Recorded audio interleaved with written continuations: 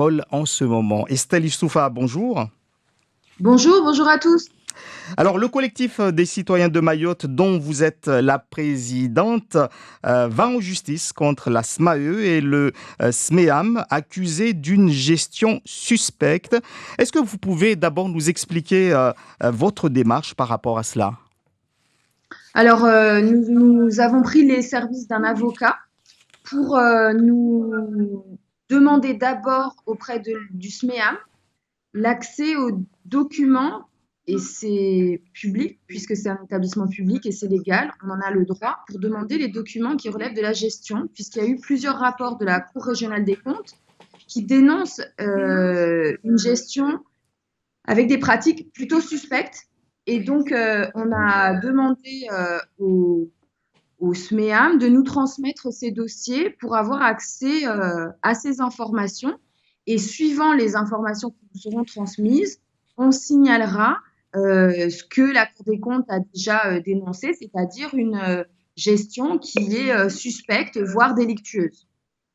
Aujourd'hui, où en est la plainte ou est-ce que la plainte a été déjà déposée ou vous êtes en cours de porter plainte? Alors, d'abord, on a pris les services d'un avocat, un cabinet qui est à Lyon. On demande les informations. Mhm. Ça, c'est dans le cadre de la loi.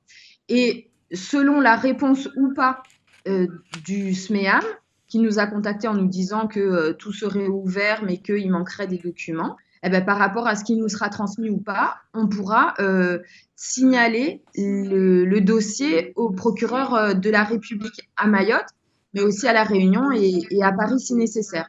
En fait,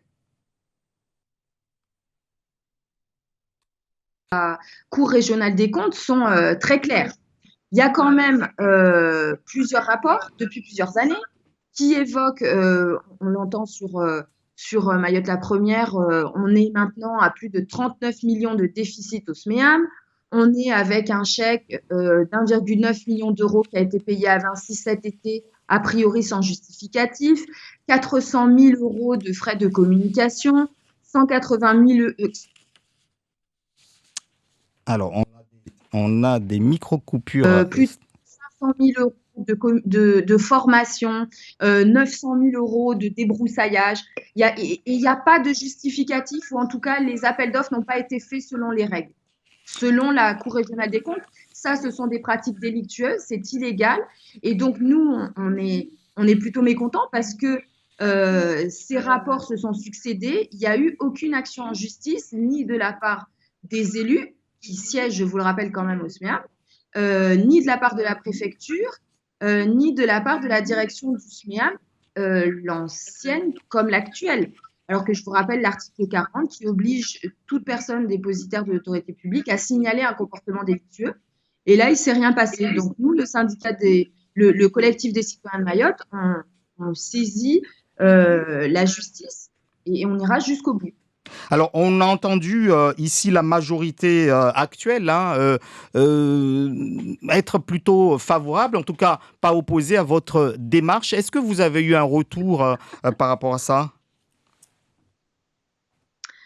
Alors en fait, moi je suis désolée, mais on n'a pas besoin de l'autorisation des élus Mhm. pour mettre le nez dans les affaires de la gestion du SMEAM parce que c'est un établissement public.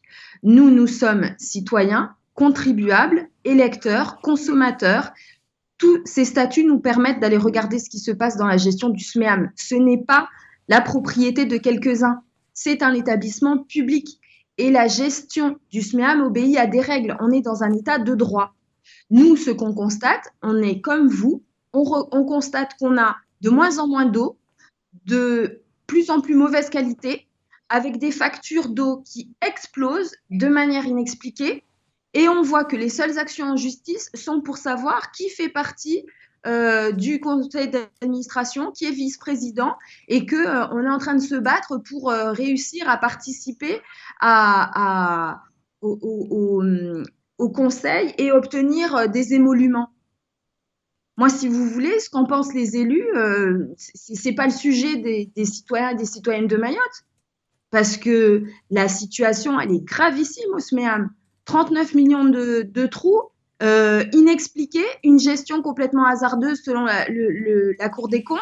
Et là, on est en train de nous dire mollement, oui, vous savez peut-être qu'il n'y a pas un enthousiasme fou. Ce qu'on est en train de vous dire, je ne sais pas quelles sont vos sources, mais bon, vous savez comme moi qu'il y avait le Kalawadala d'aujourd'hui qui était prévu sur le SMEAM et que, faute d'élus, faute de parole du SMEAM, il a été annulé. Hein. Donc, il y a quand même, on est à plusieurs rapports de la Cour régionale des comptes sur le SIAM et le SMEAM. Eh bien, il n'y a toujours pas d'action en justice de cette institution pour demander la clarté sur les comptes et savoir d'où vient le trou. Donc, excusez-moi, mais c'est un peu du foutage de gueule. Je suis désolée d'utiliser un terme pareil, mais là, on se fout de la gueule, notre gueule. Nous, on paye nos factures qui sont de plus en plus chères, on a de moins en moins d'eau, on a un trou qui se creuse. Et là, maintenant, il faut que la justice mette son nez dans ce qui se passe dans ce SMEAM. Ça ne peut pas continuer comme ça. Est-ce que le collectif va de plus en plus inciter la justice à travers des plaintes comme vous l'avez fait pour vérifier justement là où ça ne va pas bien à Mayotte, parce que on connaît d'autres établissements où également la situation n'est pas très comment dire très bonne et qui pourrait aussi susciter des interrogations. Alors, je ris parce qu'en effet, la première réaction et le soutien a été extrêmement fort de la part de la population pour dire qu'il fallait aller dans ce type d'action.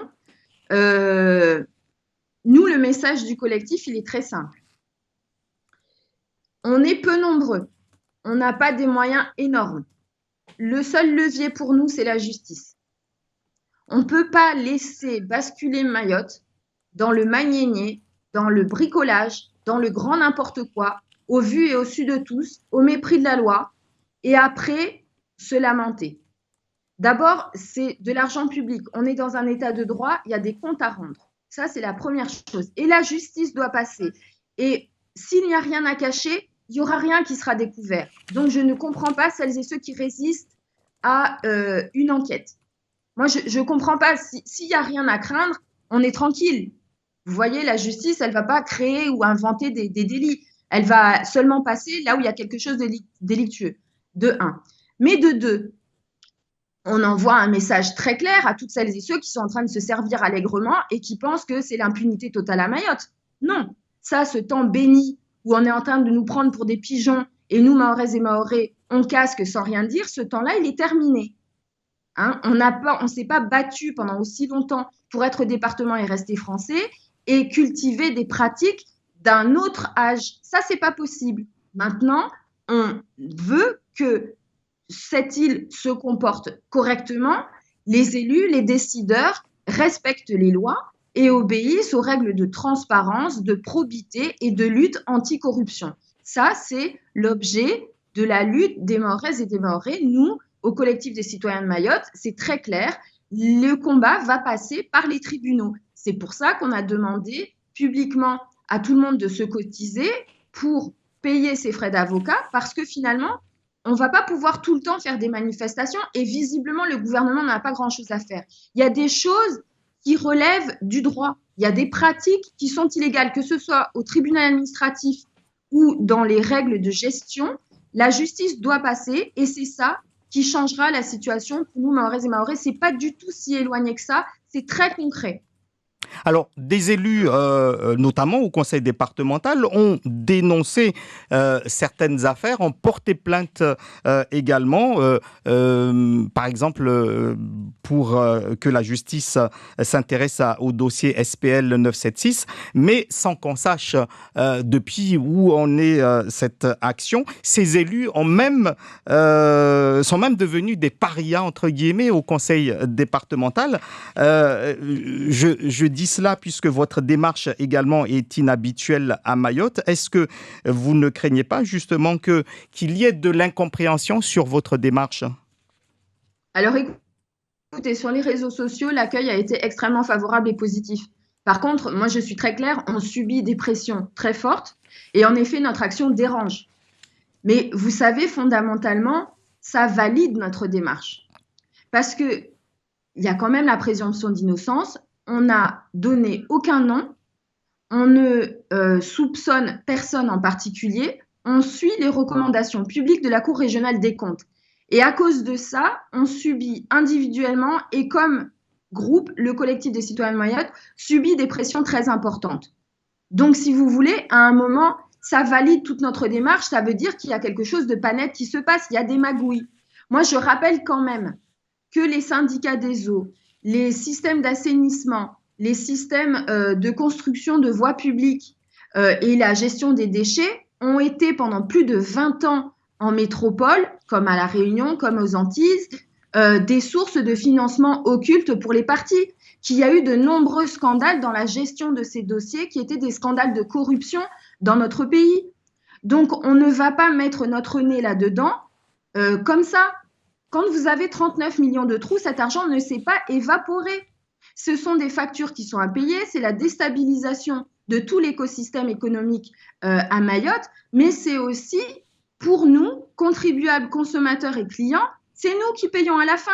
Et je vous rappelle que comme cet argent n'est pas disponible, les projets structurants qui nous permettraient de ne pas souffrir de coupures d'eau ne sont pas faits. Il n'y a toujours pas la retenue collinaire, l'usine de dessalement ne fonctionne pas correctement, la deuxième n'a pas été construite, on ne revoit pas les canalisations, on ne fait pas les réparations. Je veux dire, cet argent, il était fléché, il était prévu pour faire autre chose. Aujourd'hui, on est dans une situation où l'équipe du SMEAM ne peut pas, selon ses déclarations publiques, cette équipe ne peut pas entamer les nouveaux projets qui sont urgents. Ça veut dire quoi? Ça veut dire qu'on a environ une décennie face à nous avec de moins en moins d'eau. Non mais c'est pas possible. À un moment, on ne peut pas encaisser ces bons de présence pour aller siéger au SMEAM. On ne peut pas parader et voyager pendant des années aux frais de la princesse et n'avoir aucune responsabilité. Si les gens dirigent, ils ont des responsabilités. C'est pas possible de continuer comme ça. Nous, ce qu'on demande, on ne demande pas des choses extraordinaires. On demande que les gens fassent leur boulot et respectent les règles. Moi, si vous voulez, on ira au bout, on prend nos responsabilités. Le collectif des citoyens de Mayotte, on est déterminé à ce que la situation change à Mayotte. En 2018, tout Mayotte s'est levé et a dit, bah, on ne veut pas que la situation continue à dégénérer à Mayotte. C'est toute la population qui s'est mobilisée.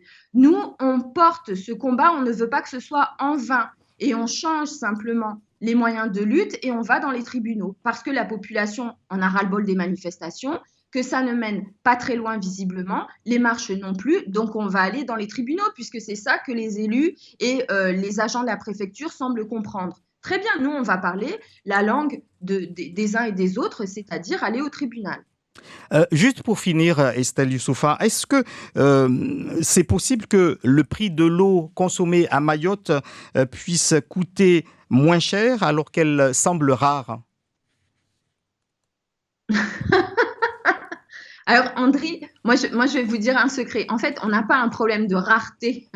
À Mayotte, on a des infrastructures qui ne sont pas calculées pour la population telle qu'elle est, puisqu'elle augmente de manière incontrôlée, avec des arrivées illégales. Vous avez la moitié de la population qui est en situation irrégulière sur l'île. C'est autant de personnes qui ne sont pas comptabilisées dans les politiques publiques.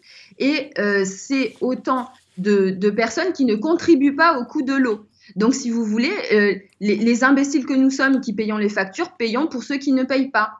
Et de la même manière, entre la mauvaise gestion au SMEAM et le fait qu'il y a visiblement des projets structurants qui ont des années de retard, eh ben aujourd'hui, on le paye. Donc, c'est trop facile d'aller parler du changement climatique ou de dire, hop, il n'y a pas de capacité. Si vous voulez, s'il n'y a pas les retenues collinaires, la deuxième usine de dessalement, on ne va jamais y arriver. Mais ça s'anticipe sur plusieurs années. Or, tout le travail n'a pas été fait. Donc, on en est là aujourd'hui. Nous, si vous voulez, il y a plein de solutions. Entre autres, au lieu d'aller distribuer des mitigeurs pour qu'on consomme moins, il faudrait que le conseil départemental ou l'ARS ou l'État aillent au bout de leur constat de pénurie d'eau et financent gratuitement des réserves d'eau pour capter l'eau de pluie pour tous les foyers mahorais. C'est ça qui changerait la vie à Mayotte. Merci faut arrêter beaucoup. de nous installer des bornes d'eau gratuites pour les clandestins dans les bidonvilles et qu'on réfléchisse à une consommation qui soit plus intelligente pour les Mahoraises et les Mahorais. Là, on commencera à changer. Merci beaucoup Estelle Youssoufa d'avoir été l'invitée de Zakoli. Je rappelle que vous êtes la présidente du collectif des citoyens de Mayotte.